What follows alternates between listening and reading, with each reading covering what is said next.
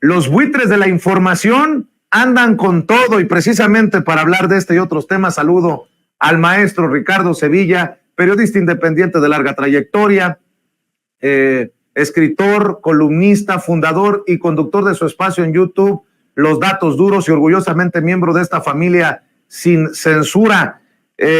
Pues hay que estar ahí en el lugar de la noticia, porque en efecto, mi querido Ricardo, hay muchos buitres de la información, muchos vampiros que viven de la sangre, desafortunadamente, Ricardo.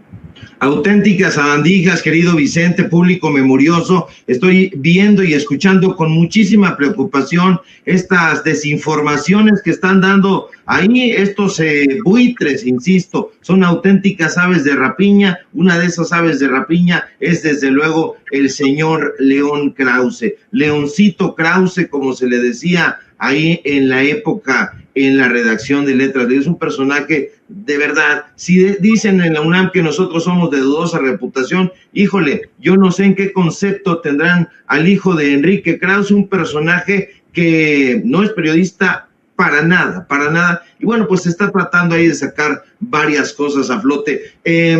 Yo no sé cómo se llame el yate este de Joaquín López Dóriga, pero es Florestán. Él firma la columna como Florestán, y Florestán yo no sé tampoco, creo que López Dóriga debe ser un ignorante, porque Florestán era un sociólogo, un filósofo eminente y además comunista brasileño. Entonces creo que no entiende ahí Joaquín López Dóriga, quién sabe de dónde pepenó esa frase con la que firmaba sus columnas en Milenio, en López Dóriga Digital. En fin, un personaje absolutamente estulto, y yo no sé hasta dónde va a llegar esa estulticia de estos personajes, la estulticia de los medios de comunicación. No sé hasta dónde va a llegar la miseria de los políticos de derecha, y no lo sé, Vicente, porque siempre que uno piensa que están hundidos hasta el cogote en el fango de la ignominia, resulta que siempre se superan y encuentran un pozo más hondo y más pútrido. A esta hora todo mundo sabe, ya lo hemos visto en imágenes incontables, que lo ocurrido en el estado de Guerrero es un hecho calamitoso y catastrófico, y se lo vuelvo a subrayar: solo un burdo, solo un indolente, solo un ignorante, solo un bobo podría negar que el impacto de Otis ha sido absolutamente devastador.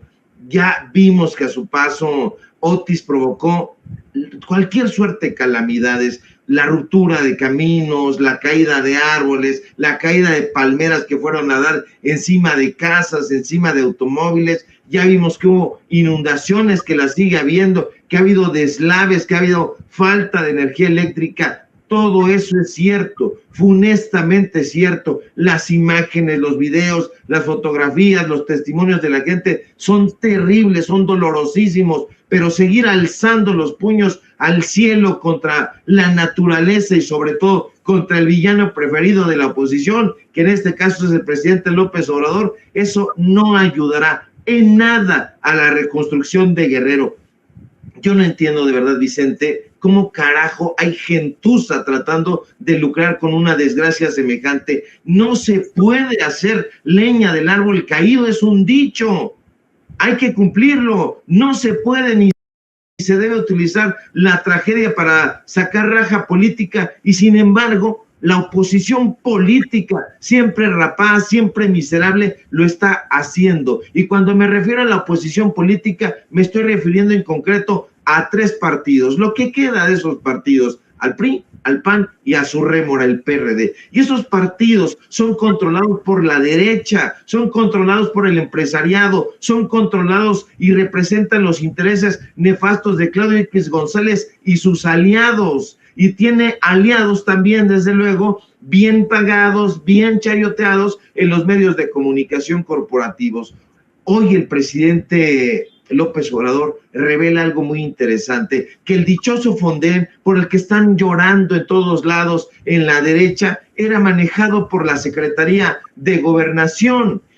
Usted sabe que el Fonden fue creado en época de Ernesto Zedillo Ponce de León. pero si nosotros nos damos cuenta y revisamos los documentos, los datos duros, nos vamos a dar cuenta, por ejemplo, que en el sexenio de Felipe Calderón, échale usted un ojo al acuerdo que establece las reglas de operación del dichoso Fonden y se va a dar cuenta de quiénes eran los que ponían las reglas y quiénes las firmaron además. Ahí le van los nombres: Santiago Krill Miranda, que era el secretario de Gobernación; José Francisco Gil Díaz, que era el secretario de Hacienda y Crédito Público; Josefina Eugenia Vázquez Mota, ¿le suena? Era la secretaria en ese momento de Desarrollo Social; Fernando de Jesús Canales Clarión, era el secretario de Economía, personaje que también estuvo muy vinculado a la Operación Berlín. Si usted revisa los contratos del Fonden, sobre todo los de servicios relacionados con la obra pública, se dará cuenta de que eran un amasijo de corrupción, y Nacional Financiera, que era la administradora del fideicomiso, la famosa Banobras, siempre polémica, por supuesto que se llevaba una tajadota del pastel. ¿Y sabe quiénes fueron los directores de Banobras? Ahí le van unos cuantos para que usted haga memoria, que yo sé que la tiene muy fresca. Jesús Reyes Heroles González Garza, priista. El panista borracho Felipe Calderón también fue director de Banobras. El fantasmón Alfredo del Mazo Maza también fue director de Banobras. Y entonces, ¿quién manejaba? Ellos, pero también la Secretaría de Gobernación, como revela el presidente. ¿Y quiénes fueron durante la época del Fonden los secretarios de Gobernación?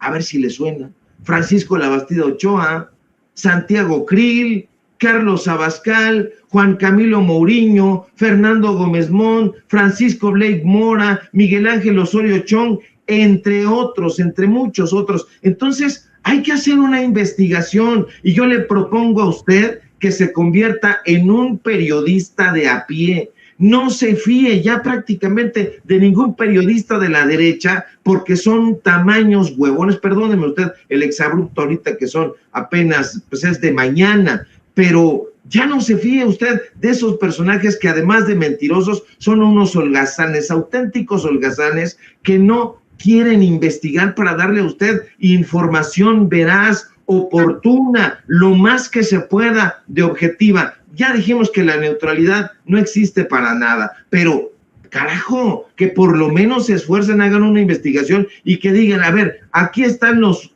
robos del Fonden en esta administración, se extinguió por estas razones. No los hay. En cambio, nosotros sí le podemos dar a usted datos duros de por qué fue que se desapareció ese fideicomiso y se transformó en otra cosa. Existen todavía fondos para enfrentar estos desastres, pero entonces lo que quieren inocularle a la población es esta alerta amarillista, donde dicen: es que el gobierno de López Obrador no puede enfrentar la tragedia. Por supuesto que puede. El gobierno federal, el gobierno local, las mismas personas, y me remonto a Carlos Monsiváis, son las crónicas de la sociedad que se organiza. Pero harás muy bien, mi querido Vicente, en estar por allá y reportando meticulosamente qué es lo que está sucediendo, porque entonces los medios de comunicación chayoteros solamente están pasando lo que mejor les conviene. Que ya hubo un saqueo, entonces el Estado es un polvorín, es incontrolable, todo es rapiña, todo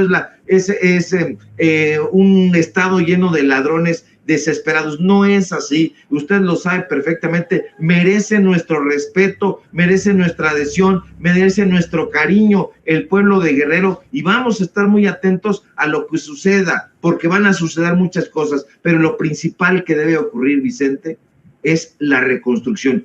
Ya, no que pasen 100 días, 200 días, como ocurría con los dichosos fondos del fideicomiso Fonden. Pues sí, estaremos al pendiente, mi querido Ricardo, porque